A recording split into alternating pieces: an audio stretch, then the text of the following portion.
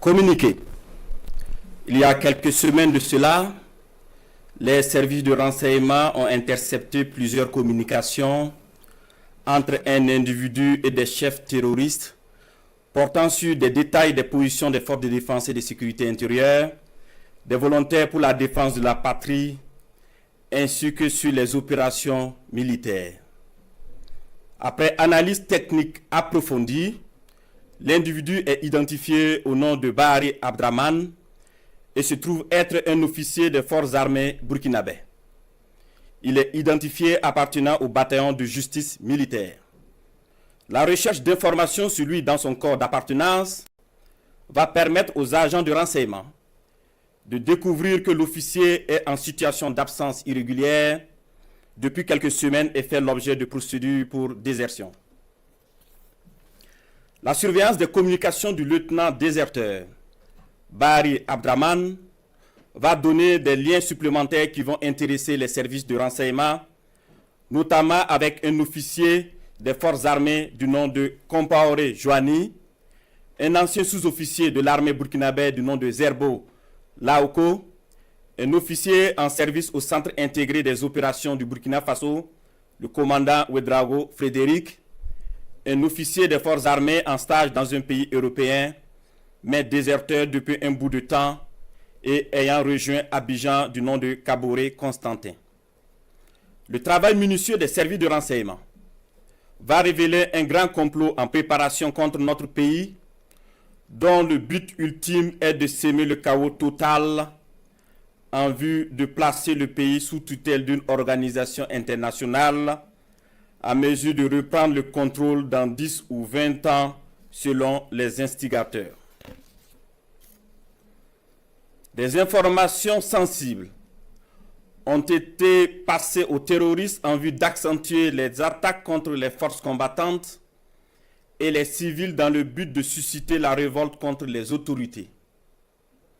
Aussi, d'autres stratégies ont été développées pour désorienter les services de renseignement afin de les amener à faire des arrestations massives au sein des forces de défense et de sécurité intérieure et espérer ainsi créer des frustrations et un sentiment de peur.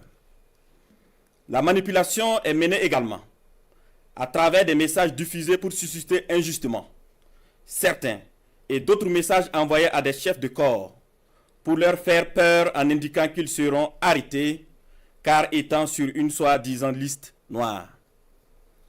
Des leaders religieux et coutumiers ont été sollicités pour convaincre certains officiers de s'engager dans cette mission funeste. Ce fut le cas malheureusement du capitaine Ouedraogo René David, en fuite actuellement.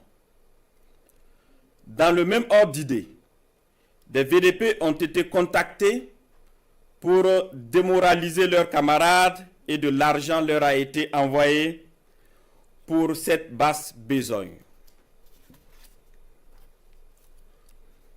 Tous ces stratagèmes perfides ont été développés dans le seul but de déstructurer l'armée et semer le chaos.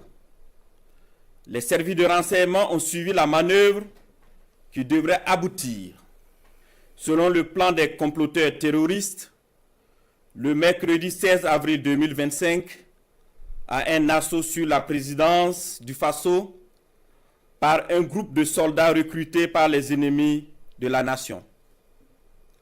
Cet assaut devrait être mené au même moment que plusieurs attaques terroristes d'envergure pour occuper les vecteurs aériens à défaut de pouvoir les détruire au sol.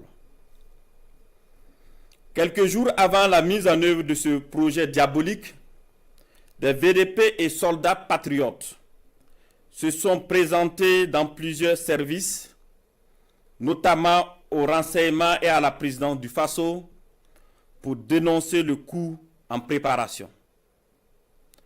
Ces dénonciations se sont poursuivies jusqu'au mardi 15 avril 2025 et ont permis d'arrêter des cerveaux de la manœuvre à Ouagadougou et d'autres en fuite vers la Côte d'Ivoire. Il faut noter que les cerveaux à l'extérieur du pays sont tous localisés en Côte d'Ivoire, y compris le nommé Bahari Abdraman.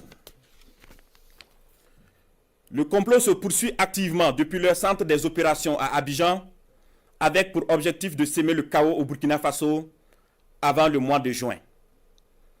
Les services de renseignement poursuivent leurs actions de surveillance et tiendront l'opinion nationale au courant de toute évolution de la situation. Plusieurs autres personnes impliquées sont suivies et assumeront les conséquences de leurs actes le moment venu. Nous invitons les populations à rester sereines et vigilantes et à signaler toute activité suspecte. Quant aux vaillantes forces combattantes, nous les encourageons à poursuivre leur mission avec détermination tout en restant vigilantes.